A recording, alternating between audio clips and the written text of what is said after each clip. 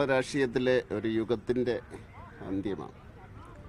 തീർച്ചയായിട്ടും ഒരു ആശയപരമായിട്ടുള്ള വ്യക്തതയുണ്ടായിരുന്ന ഒരു നേതാവാണ് ശ്രീ അച്യുതാനന്ദൻ. എടുക്കുന്ന തീരുമാനങ്ങളിൽ ഉറച്ചു നിൽക്കുകയും അത് നടപ്പിലാക്കുകയും ചെയ്യുന്ന ഒരു നേതാവ്.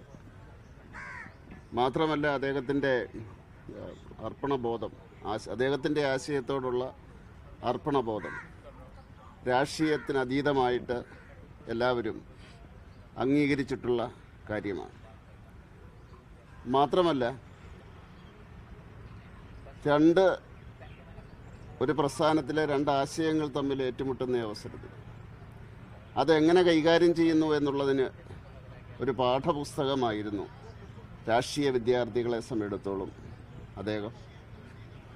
അതുപോലെ തന്നെ ജനകീയ വിഷയങ്ങളിലൂടെ, സമരത്തിലൂടെ വളർന്നു വന്ന നേതാവാണ്. എല്ലാ കാലഘട്ടത്തിലും അദ്ദേഹം സമരത്തിലൂടെയാണ് കടന്നു വരുന്നതായിട്ട് നമ്മൾ കാണുന്നത്.